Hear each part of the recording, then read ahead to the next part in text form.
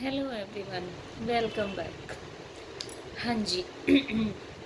As you know कि हम हमारे जो लर्निंग की पहले की दो थ्योरीज़ हैं उनको हम ऑलरेडी डिस्कस कर चुके हैं। जो आपके थोरनडाइक की ट्रायल एंड एरर थ्योरी थी वो हम डिस्कस कर चुके हैं।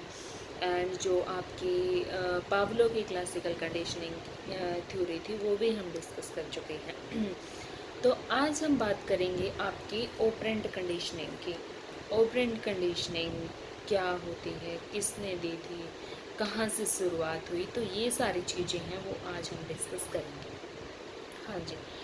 अगर हम बात करें आपकी जो ऑपरेंट कंडीशनिंग है, तो ऑपरेंट कंडीशनिंग की शुरुआत मानी जाती है कि शुरुआत कहाँ से हुई थी। ऑपरेंट कंडीशनिंग की शुरुआत हुई थी थोरनडाइक के टाइम से।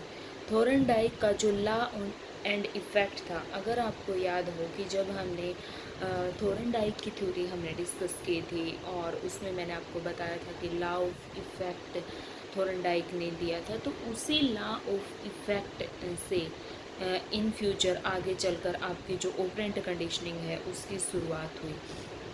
तो थोरनडाइक का लॉ ऑफ इफ़ेक्ट क्या कहता है? थोरनडाइक का लॉ ऑफ इफ़ेक्ट की अगर हम बात करें तो उसमें थोरनडाइक ने कहा था कि किसी चीज़ को करने का, हमने कोई भी काम किया या कोई रिस्पॉन्स किया, उसका करने का इफ़ेक्ट क्या आता है हमारे ऊपर, हमें उस काम को करने से क्या मिलता है, क्या इफ़ेक्ट आता है, पॉजिटिव इफ़ेक्ट आता है, नेगेटिव इफ़ेक्ट आता है या क्या होता है, उसके ऊपर जो है हमारी लर्निंग है वो डिपेंड करती है।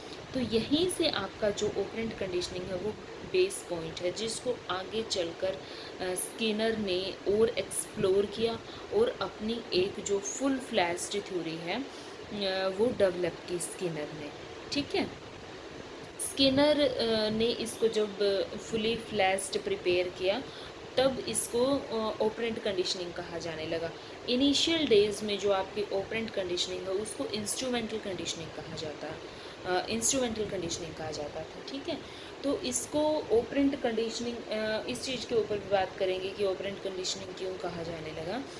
तो सबसे पहले बेसिकली बात कर लेते हैं कि जो आपका ऑपरेंट कंडीशनिंग है वो क्या कहती है और उसमें किन चीज़ों की किस चीज़ की कंडीशनिंग होती है। अगर हम ऑपरेंट कंडीशनिंग की बात करें तो ऑपरेंट कंडीशनिंग में आपका जो प्राणी का जो रिस्पॉन्स होता है और जो बिहेवियर होता है, उस बिहेवियर और उस बिहेवियर का कंसिक्वेंस, यानी उसका परिणाम, उस बिहेवियर का रिजल्ट क्या आता है, इन दो चीज़ों के बीच का एसोसिएशन होता है, इन दो चीज़ों की कंडीशनिंग होती है। जैसे अगर हम पावलो की थ्योरी की बात करें तो पावलो की थ्योरी में क्या था, आपका कंडीशन स्टिमुलाई और अनकंडीशनल स्टिमुलाई, उन दोनों के बीच का एसोसिएशन होता है, तब जाके कंडीशनिंग होती है।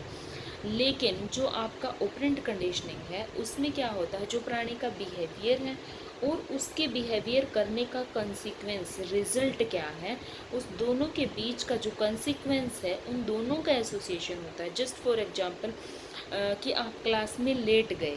ठीक है। यहाँ पे क्या है, आपका रिस्पॉन्स क्या हो गया, क्लास में लेट जाना। फिर आपको क्लास में लेट जाने की वजह से जो टीचर है वो आपको पनिशमेंट देता है। ठीक है। आपको पनिश किया जाता है। ये क्या हो गया, आपके रिस्पॉन्स का कंसिक्वेंस, आपके बिहेवियर का, क्योंकि आप लेट आए उसकी वजह से आपको पनिशमेंट मिला, यानी रिस्पॉन्स का कंसिक्वेंस क्या आया, नेगेटिव। नेगेटिव पनिशमेंट, यहाँ पे नेगेटिव इम्पैक्ट आया क्योंकि आपको पनिशमेंट मिला है। तो इस सिचुएशन में क्या होगा कि आप इन दोनों का एसोसिएशन हो जाएगा और आप ये चीज़ सीख लेंगे कि अगर मैं ये रिस्पॉन्स, ये बिहेवियर इन फ्यूचर दोहराता हूँ तो मुझे आगे भी पनिशमेंट मिलेगी। यानी अगर मुझे पनिशमेंट से बचना है तो मुझे आगे ये रिस्पॉन्स नहीं दोहराना है। ठीक है। तो और इस तरीके से वो जो लर्निंग है वो हो जाती है।